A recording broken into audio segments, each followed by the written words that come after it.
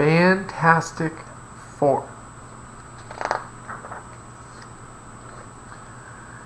Reed Richards loved science. It was his passion. He always won first place in the science fair at school. And at home, he'd rather study mathematical formulas than play with other kids. He found the world of science and math fascinating. There was so much to learn, and Reed wanted to know everything. Reed was rewarded for his knowledge of science. He got to go to the state science fair. His teachers were so proud of him, and of course, if you read, study, and focus that well, you'll become an expert. And that's exactly what Reed grew up to be. The more he learned, the more he realized just how much there was to learn. He was always reading about new scientific discoveries and dreams that one day would be a world-famous scientist. Reed didn't lose his love for science as he grew older. He kept studying and loved it more than ever. By the time he was a teenager, most of his friends were starting high school. Reed was sought after by all the country's best colleges and universities. Since Reed studied a lot, he didn't have time for friends. When he found out that he was going to have a college roommate, he was nervous. Not only was he awkward at making new friends, he had never had a roommate before. He wasn't sure how to act. His heart pounded as he opened the door to his new dorm room. When Reed opened the door, he saw a big guy who didn't seem very friendly. Although the new roommate seemed intimidating, Reed also knew that he should keep an open mind.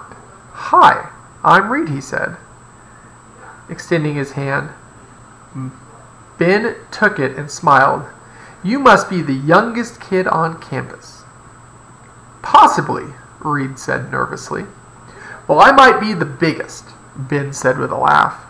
Reed realized that Ben wasn't what he appeared to be. He was a nice guy.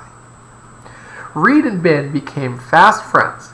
They helped each other in the class, in the evenings, and on the weekends. They would have meals together at a local diner.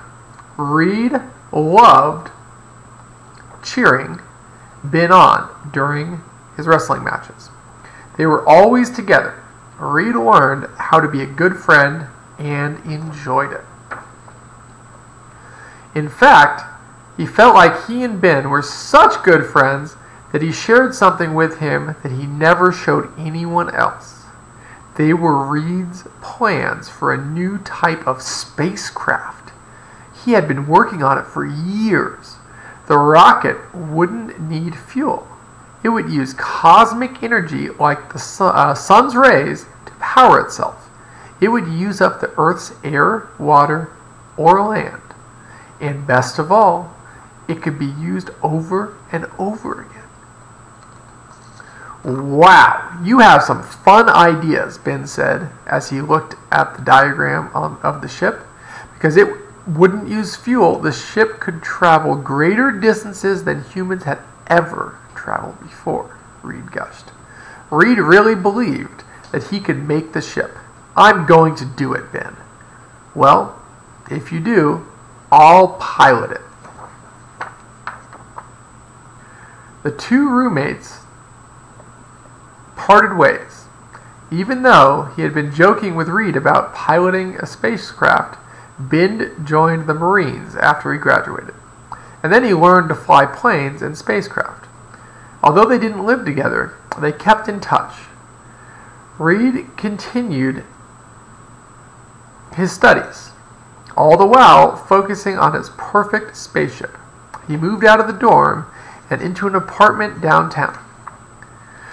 Without Ben around, Reed was lonely. He became close friends with his landlord niece, Sue Storm, and her younger brother, Johnny. In fact, when Reed got the fantastic news that the government was going to pay for his spaceship project, he told Sue and Johnny even before he told Ben. Reed spent the next few years building a spaceship. Reed's friends were very proud of him, but before he could celebrate, the group was given some bad news. The government thought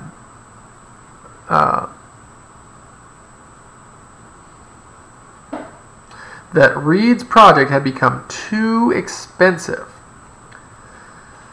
With no profit or proof it would work, it was to be shut down immediately. Reed made a decision. He was going to test the ship before it could be destroyed. Ben told Reed he couldn't do that without a pilot.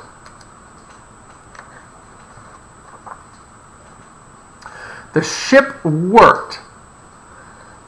The flight into space was smooth and quick, but suddenly the cabin went dark. The crew was thrown about, and then they all began to feel strange.